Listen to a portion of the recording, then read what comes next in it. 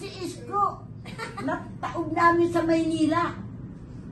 Ngayon pa si Lacuna, isinusukan ng buong Maynila.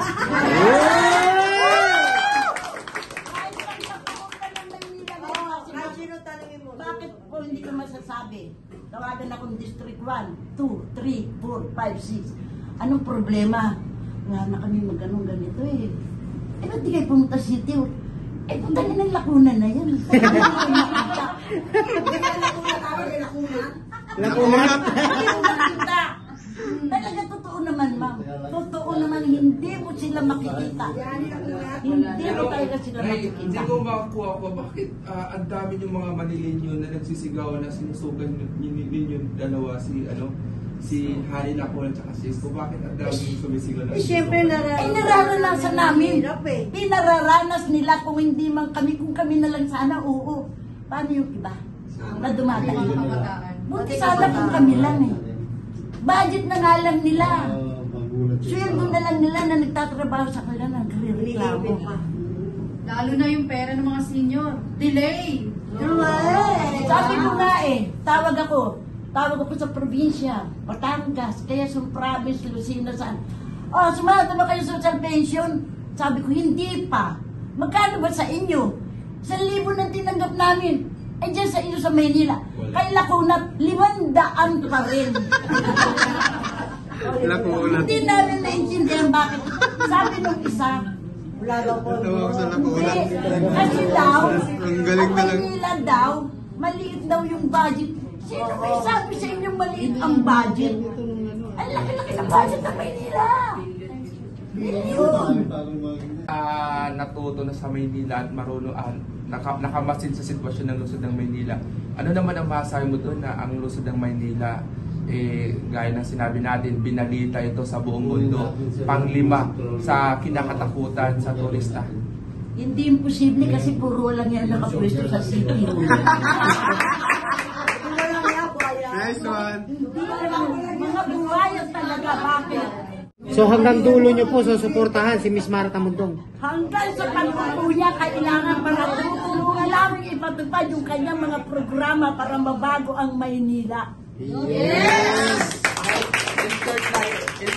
Nanay, bilang isang loyalista po at matagal na po kayong loyalista, bilang isang loyalista, ano po ang masasabi natin kay Miss Mara Tamundong?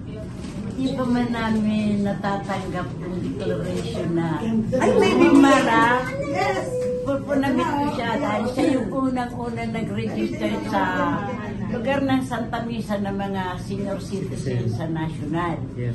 So nakausap namin siya, nakasama namin siya nung piyesta ng Pandakal sa Buling-Buling. So alam ko na yung galaw ni Ma'am Mara. Ngayon bilang isang loyalist, at kasama ni Sir Lito sa alliance ng Implat, pinag-uusapan namin dahil nung nakaraang national election, magkasama rin kami ni Preslito sa alliance ng BBM.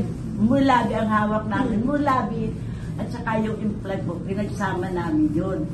So yung asulan na po yan, ay inaharangan nila kami, iniikutan kami. Hindi niya makita kung sino yung nagkakabit. Pag nakita niya nagkabit kami ng tarpaulin, inaalis po. Tapos ang ginawa pa sa amin yan, yung sahod namin, nung pagbaba ni Erap, hindi niya binigay sa amin, pinatitimanda sa amin. Ayoko, dahil sabi ko baka maapektuhan yung campaign period namin sa national. Dahil hinaharang talaga po nila eh. So ako, ang maipapangako ko, dahil nakita po namin sa Maynila, lalo na po ako dahil talagang ang City Hall at ang barangay chairman ko magkakampi.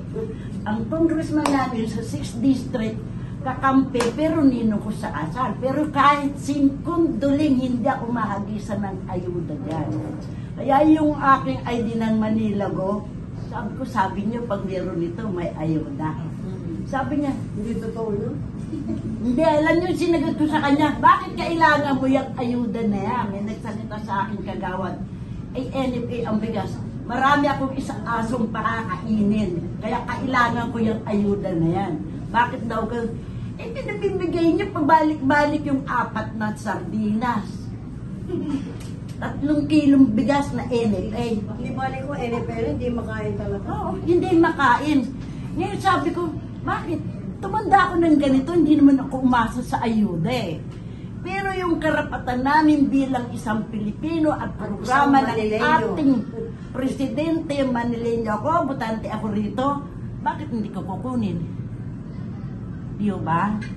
Ngayon, pag nalaman niyo naman po niya, na ino-organize ko na naman, magsasanib persa po ang Mulabi at saka ang Inflag, lalong kakabog ang bayad niya ni Isko.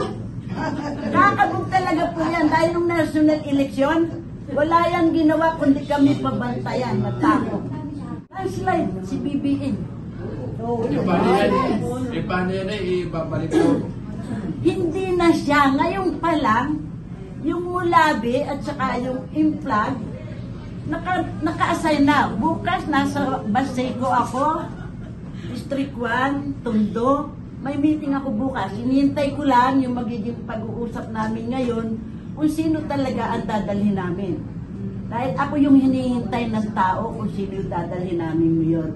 Mga taga-Tondo, bukas nasa Don Bosco po ako may meeting. Sila Nanay Pilipina po, yung nasunugan. Nandun po ako bukas, magdadala po ako ng relief na damit. At saka pag-uusapan po namin yung hahawakan namin kandida. Nay, sino na talaga ang mahahawakan ng Inflag Mulabi? Ay, siyempre, sino pa? Si Kana Mara Dumdong. Mara Kamundong lang. Yes! Ay, Mara Dumdong. Kasi, pag nag-mention mo yan, hindi mo mapapasaya ang tao. Kailangan nailoan mo ng konting pakinggoy ba para yung mga tao sumaya. bilang natuto na sa Maynila at marunong nakamasin sa sitwasyon ng lungsod ng Maynila, ano naman ang masasabi mo doon na ang lungsod ng Maynila, gaya ng sinabi natin, binalita ito sa buong mundo, panglima sa kinakatakutan sa turista? Hindi imposible kasi puro lang yan nakapwesto sa city. Nice one. Mga buhayan talaga, bakit? Bagkus yung last term ni Irap, may iniwang sweldo si Irap sa amin dahil natalo si Irap nung last term dahil kami bumaba kami. Hindi ni Isko binigay. Pinagwagwagan pa niya yung cheque namin. Bawat isa 50 plus kami. 50,000 ang dapat namin sahurin. Hindi niya ibinigay. Ganun kawalan niya si Isko. Harap-harap ang sinisigawan ko yun doon sa barangay namin. Huwag ka na rito magyabang. Magdoon ka na lang sa Channel 7. Sa ito ka na lang. Kinaganyan ko yan doon pag pumupunta ma. Totoo. Kaya galit sa akin lalo ang barangay ko. Hindi lang nila talaga ako kayang huwag kang pumunta ng barangay. Bakit? Iyo ba yan? Tama. Yan! Pera namin yung pinagpapagawa dyan ni Abante. Correct. Pero, Hindi mo sa inyo yan eh. Bakit hindi nyo ibibigay sa amin yung karapatan namin? Kung wala kami, wala rin kayo eh. Sa amin nang gagaling yung nyo. Huwag nyo sabihin kayo ay makapangyarihan. Subukan nyo. Wala silang magawa sa amin. Pero ako lang talaga, tigre sa damka, sinusukuan talaga ako ng barangay. Nakakatitira, parang dalawa na tayo. Ako ang tigre ng barangay 59. So hanggang dulo nyo po susuportahan si Miss Mara Kamundong. Hanggang sa pagpupuya, kailangan para tutulungan namin ipatupad yung kanyang mga programa para mabago ang Maynila. Yes! In short, ano ang gusto mong takbuhan ni Miss Mara? Ay, siyempre, Mayor!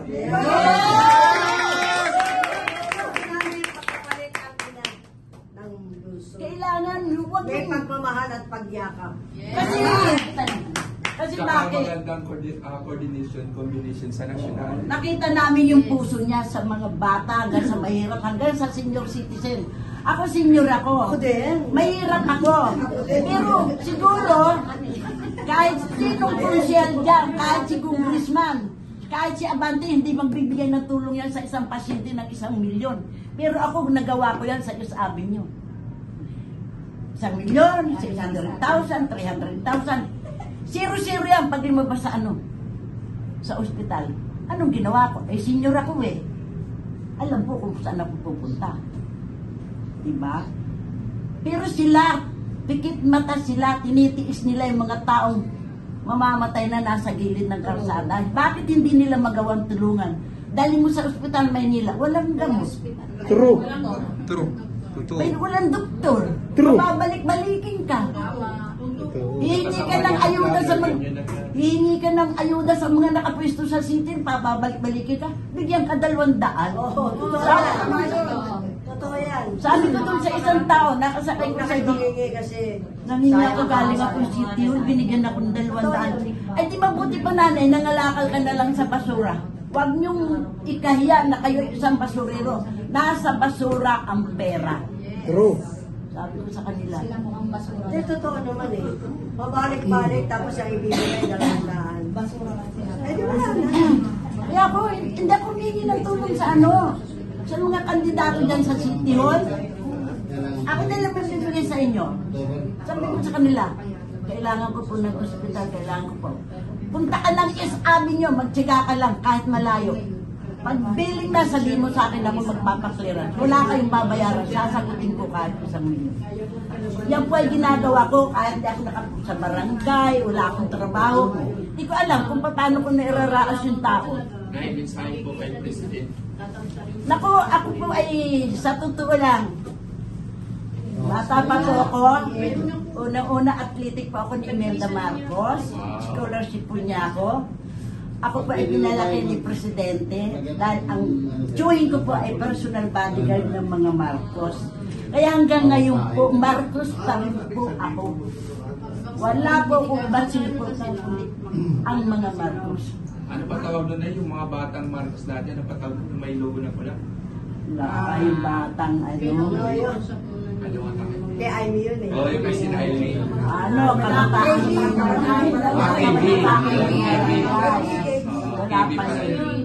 O Nay, ano naman po ang mensahe natin kay Miss Mara Tamundo? Basta Mara, andito kami lahat, tulong-tulong kami. Ituloy lang sa atin yung laban natin at ituloy natin ang gamit sa City Hall. Mahal po kayo. Kung si Isko, nagtaob namin sa Maynila. Ngayon pa si Lacuna, isinusukan ng buong Maynila.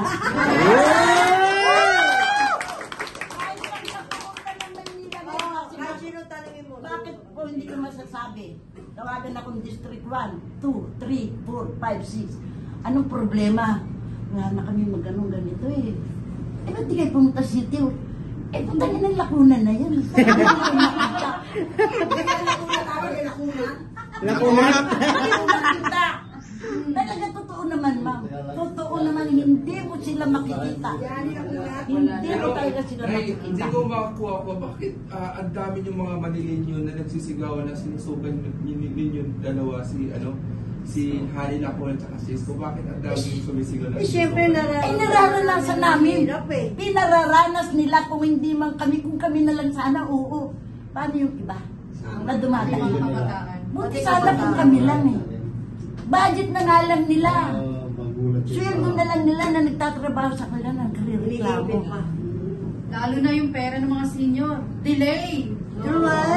Sabi ko nga eh, tawag ako sa probinsya, Batangas, kaya sa province, Lucena, saan. Oh, sumada ba kayo sa social pension? Sabi ko, hindi pa. Magkano ba sa inyo? 1,000 na tinanggap namin. Eh, dyan sa inyo sa Maynila. Kay Lacuna, 500 pa rin. Hindi namin naintindihan bakit. Sabi nung isa, Wala daw po. hindi. Kasi daw, ang Maynila daw, maliit daw yung budget. Sino may sabi sa inyo maliit ang budget? Ang laki-laki ng budget ng Maynila. Milyon. Bakit ba sa Isko meron? Masan, may naka-franchise na. May bahay sa Alabang. Ang anak sa abroad nag-aaral. Bagong gawa. Saan galing ang pera niyan? Kaya yung galing sa basura din yung babalik tandaan. Ano yan ang galing, di ba? Sa basura. Hindi mangyayari. Mangyayari ang tandaan nyo. Dahil sinasabi ko niya, babalik at babalik siya sa basura. kung magsalita siya nung yan ay tumatakbong vice ni Erap. Vice! Andun ako sa kabilang doon, napisina namin sa Mangga eh. Ito yung mansion ni Erap. Vice, papicture na po yung mga Jonda. Ang tawag ko nun sa senior, Jonda. Alin? Yung mga amoy lupa? Ay! Lang yato, bingangan ng bastos.